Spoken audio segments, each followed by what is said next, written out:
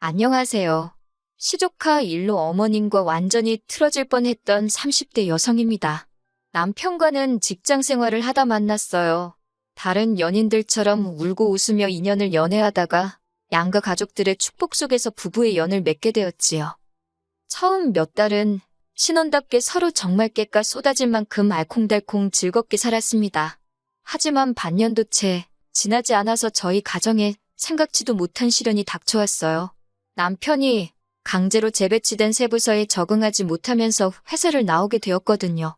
그래도 크게 걱정은 안 했습니다. 당시만 하더라도 저도 맞벌이로 일하고 있었고, 솔직히 말해서 남편이 새로운 직장을 구하기까지 길어야 한두 달이면 될 거라고 생각했으니까요. 하지만 누군가의 말처럼 인생이 제 뜻대로, 제 계획대로 흘러가지는 않았습니다. 제가 아는 남편은 그래도 업계 내에서는 꽤나 능력이 있다고 인정받던 사람이었거든요. 하지만 운이 따라주질 않는 건지 1년이 넘는 시간이 흐르도록 남편은 새로운 곳을 찾지 못했습니다. 게다가 안 좋은 일은 원래 한 번에 몰려오는 법인지 4년까지는 살아도 된다 해서 계약한 전셋집이었는데 2년을 몇 개월 앞두고 집주인에게 연락이 왔습니다. 자기 아들이 장가를 간다며 자기 집은 아들네한테 내주고 집주인이 저희 집에 들어와 살게 되었다고요. 집주인이 일부러 저희 골탕이라도 먹이려고 그런 건 아니었겠지만 그 순간에는 야속하고 서운하대요. 그래도 어쩔 도리가 없었으니 저희는 갑자기 생각지도 못한 이사를 준비해야 했어요. 원래대로라면 돌려받을 전세 보증금으로 새로운 전세집을 구했어야 했지만 남편 직장이 정해지지 않은 상황이다 보니 보증금 중 얼마 정도는 현찰로 가지고 있는 편이 낫지 않겠나 그런 생각이 들더라고요. 그렇다 보니 원래 살던 집보다 못한 매물을 자꾸 뒤적이게 되었는데 소위 성에 차는 집을 찾기가 어려웠어요. 배가 덜 고팠다고 그러실 수도 있겠지만 그래도 눈에 차지 않는 집은 들어가기가 싫었고요. 결국 보다 못한 친정부모님이 경제적으로 도와주겠다 하셨지만 갚을 수 있을지 없을지도 감이 오질 않아서 거절했습니다. 그러다가 급기야 남편 입에서 당분간 시부모님 댁에 들어가서 사는 건 어떻겠냐는 이야기가 나왔지요. 그 말을 듣자마자 전 싫다고 했습니다. 생각하고 말고 할 것도 없이 싫다고 딱 잘라서 말했어요. 솔직히 말해서 처음부터 시부모님하고 같이 살기 시작했다면 모를까 남편과 둘이서 제 살림 꾸려가며 재밌게 살다가 갑자기 시집살이를 한다 생각하니 눈앞이 깜깜했으니까요. 남편은 어머님은 시집살이 같은 거 시킬 뿐이 아니라고 그런 걱정은 안 해도 된다며 어떻게든 저를 달래려 들었지만 눈치도 없는 남편이 꼴보기 싫을 뿐이었지요. 하지만 결론부터 이야기하자면 저희는 결국 시댁에 들어가 살게 되었습니다. 당장 시댁에 들어가면 적어도 천천히 집은 고를 수 있지 않겠냐는 게 남편의 의견에 제가 넘어갔거든요. 당장 신혼살림으로 사왔던 혼수는 어디다 보관할 거냐는 남편의 현실적인 한마디도 영향을 미쳤고요. 여러 가지 측면에서 제가 그냥 무작정 싫다고 고집을 피울 수 있는 상황이 아니었어요. 시댁으로 들어간 이후로 저와 어머님만 놓고 이야기하자면 그럭저럭 잘 지냈다고 생각합니다. 아무래도 제가 회사를 다니다 보니 어머님과 단둘이 있는 시간이 많지 않았던 게 한몫했지요. 하지만 신우가 시댁 가까이로 오면서 어머님과 제 사이에도 생각지 못한 변화가 생기고 말았네요. 제가 남편과 결혼하던 당시만 하더라도 남편의 누나인 신우는 부부가 함께 지방에서 호프집을 하며 딸 하나를 키우고 있었어요. 신우의 딸, 그러니까 시조카는 어머님에게는 하나뿐인 외손녀였고 그래서인지 정말 예뻐하시더라고요. 사실 어머님뿐만 아니라 남편도 자기 조카를 정말 아꼈습니다. 실직 전에는 틈틈이 자기 용돈으로 조카 선물이라고 인형이며 장난감이며 오시며 거짓말 조금 보태서 핑크색만 좀 섞여 있다 하면 죄다 시조카가 좋아하겠다며 선물로 한 보따리 사서 보내주기도 했고요. 뿐만 아니라 신우를 통해 조카랑 영상통화도 하고 신우가 보내준 조카 사진이라며 저에게 보여줘 버릇했는데 제가 오죽하면 한 번은 누가 보면 당신이 애 아빠인 줄 알겠다 했을 정도였지요. 그런데 저희 부부가 신혼애로 들어오고 얼마 지나지 않았을 때였습니다. 어머님을 통해서 신우가 시댁 근처에 호프집을 열기로 했다는 소식을 듣게 되었지요. 이제 곧 시조카가 초등학교에 들어가야 하는데 원래 살던 동네에는 애들도 거의 없고 애 키우기가 별로라나 어쩐다나 그런 핑계로 장사하던 가게는 정리하고 이참에 아예 올라오기로 했다대요. 그때만 해도 아무래도 시댁 근처에 이런저런 공장들이 많으니 공장 사람들 보고 장사를 하려는구나 그렇게만 생각했습니다. 신우한테 딱히 별다른 감정은 없어서 신우가 올라오는 게 좋다 싫다 그런 생각은 하지도 않았어요.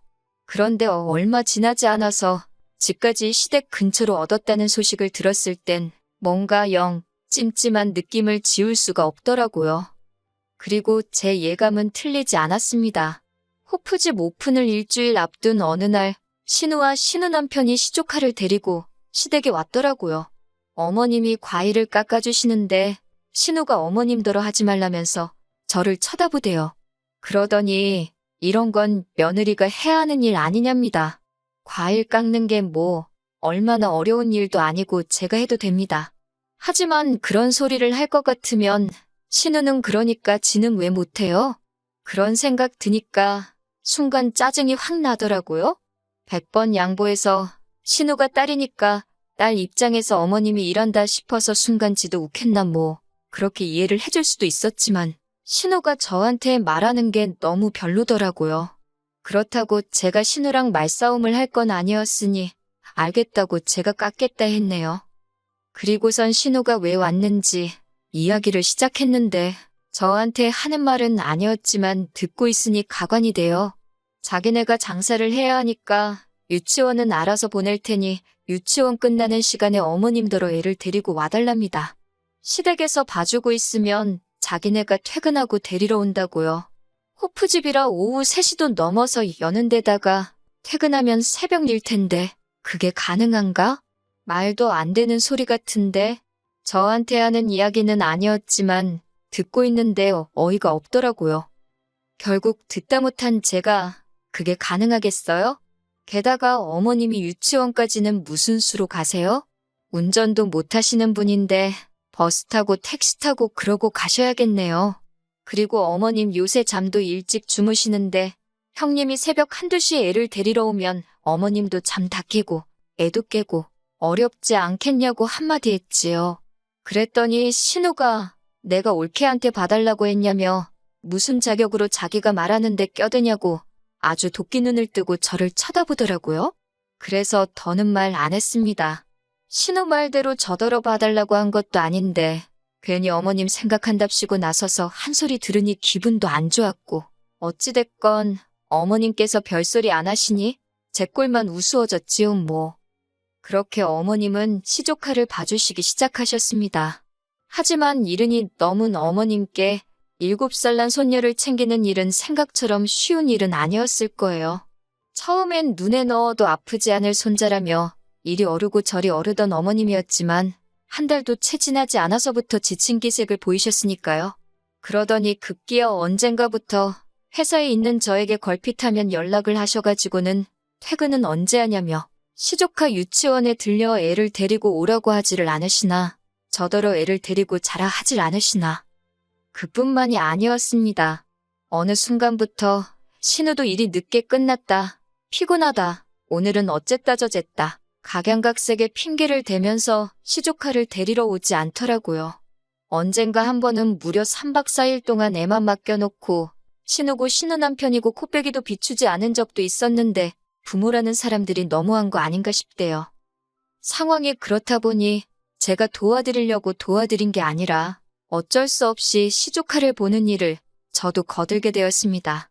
특히 시조카가 여자애라 그런지 삼촌인 남편은 불편해해서 놀아주고 어쩌고 하는 것도 점점 제 몫이 되어가고 있었지요. 퇴근하고 오면 외숙모 책 읽어달라, 이거 해달라 저거 해달라 해대는데 애가 무슨 죄가 있겠냐 싶으면서도 지치고 피곤한 상태에서 애를 상대하는 게 여간 고역스러운 일이 아니었어요. 그저 하루빨리 어머님 아버님 댁에서 나가 사는 것 말고는 방법이 없구나 그런 생각만 하며 지냈습니다. 그렇게 한반년쯤 되어가던 때였어요. 그날도 어김없이 회사에서 일을 하고 있었는데 남편에게서 전화가 걸려왔습니다. 무슨 일이냐 물으니 감격의 찬 목소리로 다다음 주부터 출근한다 그러더라고요. 전 처음에 잘못 들은 줄 알고 제 귀를 의심했는데 정말 남편이 직장을 구했더라고요. 심지어 그것도 전에 다니던 직장과는 비교도 안 될 만큼 사람들이 알아주고 대우도 좋은 곳이었습니다. 월급만 예를 들어도 전에 직장과 비교했을 때 한 달에 가져오게 될 돈이 100만 원 가까이 차이가 났으니 정말 산 사람 입에 거미줄 치는 일은 없다더니 이제 살았다 싶더라니까요. 그때부터 저희는 다시 적극적으로 집을 알아보기 시작했어요. 허리띠를 졸라매며 살았고 덕분에 전에 살던 전셋집의 보증금은 제가 그대로 다 들고 있었어요. 게다가 시조카한테 하도 시달리던 상황이라 그냥 어느 정도 괜찮은 집만 있으면 하루빨리 나가겠다고 작정을 하고 있었지요. 아무튼 그렇게 일주일 정도 수소문을 한 끝에 아파트 하나를 찾았습니다. 집주인이 오래 살 생각으로 인테리어까지 싹 뜯어고쳤는데 갑자기 지방으로 내려가게 되어서 내놓은 집이라더니 정말 손댈 곳도 하나 없이 말끔한 집이었지요. 고민할 것도 없이 바로 계약했네요. 그날 밤 남편과 함께 어머님 아버님을 모시고 외식을 나갔어요.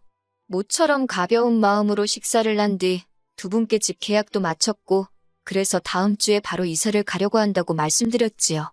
그리고는 1년 가까운 시간 동안 같이 살 수 있게 해주신 거 감사하다고 500만 원을 챙겨드렸습니다. 솔직히 충분한 돈은 아니었지만 저희 선에서 일단 최선을 다한 거였어요.